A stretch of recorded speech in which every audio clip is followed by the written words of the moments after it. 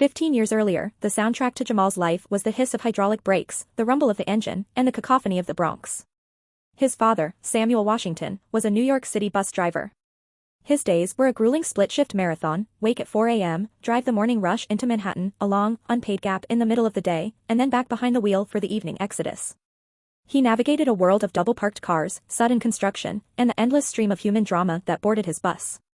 It was a hard life, a life measured in routes and schedules, but Samuel wore his blue uniform with a quiet dignity.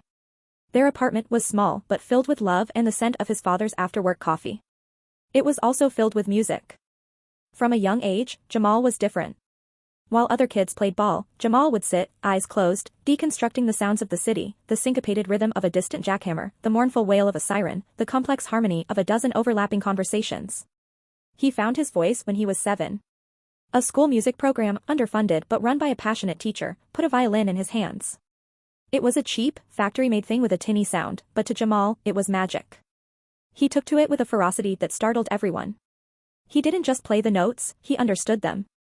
He practiced until his fingers were raw, filling their small apartment with scales and simple folk tunes that, under his touch, sounded profound. The turning point came on a crisp autumn Tuesday. Jamal's 5th-grade class took a field trip to hear the New York Philharmonic. For most of the kids, it was a day out of school. For Jamal, it was a pilgrimage. He sat in the red velvet seat, utterly transfixed. The sound was a physical force, a wave that washed over him, the unity of 100 instruments speaking with one voice. During the intermission, while his classmates fidgeted, Jamal stood near the orchestra pit, his eyes tracing the elegant curves of the cellos. An elderly man in a finely tailored tweed jacket, leaning on a simple wooden cane, stood nearby, observing the boys' intense focus. "You enjoy the music, son?" the man asked, his voice gentle. Jamal, startled, could only nod, his eyes wide. "It's perfect," he whispered, the word inadequate. "The way the first violins lead the melody but the seconds create the tension underneath, it's a conversation." The man's eyebrows rose. This was not the typical observation of a 10-year-old. "You play?" "A little," Jamal said, embarrassed by the thought of his own scuffed violin. "What do you think of the concertmaster?" the man pressed. He saw the boy's worn-out sneakers and the hunger in his eyes. He asked for Jamal's name and his school.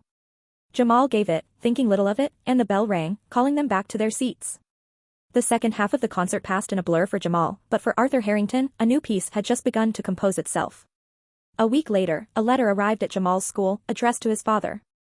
It was an invitation. Mr. Arthur Harrington requested the pleasure of Samuel and Jamal Washington's company for a private meeting. Samuel was suspicious. People like that didn't summon bus drivers from the Bronx. But Jamal's teacher urged him to go, her voice trembling with an excitement she couldn't contain. They met in a wood-paneled office in Midtown that smelled of old books and lemon polish. Arthur Harrington was direct. He told them he had arranged an audition for Jamal with a retired Philharmonic violinist, a legendary teacher named Elena Petrova. He would cover the cost. Samuel was stunned into silence. "Mr. Harrington, sir, we can't pay for." "This has nothing to do with payment, Mr. Washington," Arthur said kindly. "It has to do with a boy who understands that music is a conversation. I simply want to hear the rest of what he has to say." The audition was terrifying. Madame Petrova was a formidable woman with a severe bun and an expression that could curdle milk. She listened, arms crossed, as Jamal played a movement from a Bach concerto on his school violin. He was nervous, his bow trembling slightly, but as the music took hold, the room, the woman, the pressure, it all melted away. There was only the sound. When he finished, the silence was heavy. Petrova walked over, her face unreadable. She picked up his violin, examined it with a look of disdain, and then looked at Jamal. Arthur Harrington, who had been waiting in an adjoining room, stepped in. "And he will have that chance."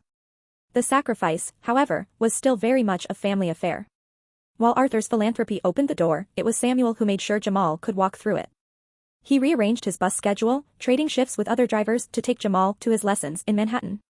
He'd sit in the waiting room for 2 hours, his bus driver's uniform a stark contrast to the designer clothes of the other parents, reading a worn paperback or just listening to the muffled sounds of his son's future being built, note by painstaking note.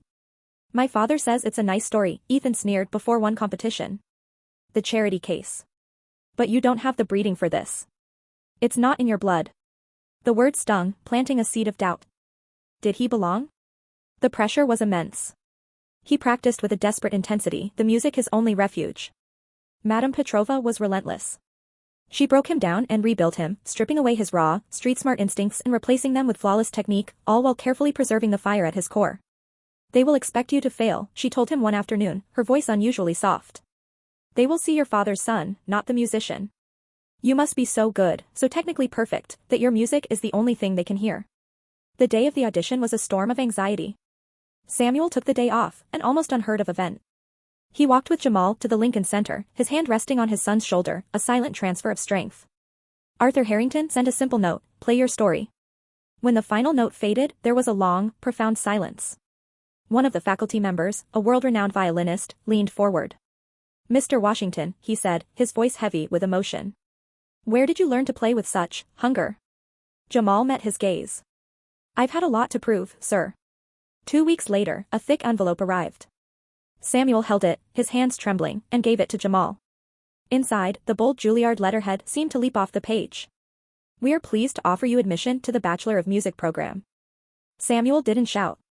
He simply wrapped his arms around his son and wept, the silent, shuddering sobs of a father who had watched his child achieve the impossible. The memory dissolved, bringing him back to the present, to the stage at the Peter J. Sharp Theater. The silence of the hall was a canvas. He took a deep, centering breath, feeling the presence of his father and Mr. Harrington like a warm embrace. He lifted his bow. He played his story. When the final, resonant D minor chord faded into the vastness of the hall, a beat of stunned silence hung in the air. Then, the room erupted. The applause wasn't just polite, it was thunderous, a roar of appreciation that shook the very foundations of the building. Jamal lowered his violin, his chest heaving, sweat beading on his forehead. He bowed deeply to the audience, then to his fellow musicians. As he straightened up, his eyes found his father. Samuel was on his feet, clapping so hard his hands must have hurt, tears streaming down his face without shame. Beside him, Arthur Harrington, now 90 years old, stood leaning on his cane, his applause weaker but his smile as bright as the stage lights. Their worlds, once so far apart, had converged in the person of the young man on stage, the bus driver's son from the Bronx who had become the heart of the orchestra. Jamal smiled, a genuine, deep smile that reached his eyes. The music was the only thing they could hear. Thank you for watching this incredible story. If you were moved by Jamal's journey, please don't forget to like this video and subscribe to our channel for more stories that inspire and uplift. We believe in the power of sharing these moments. See you in the next one.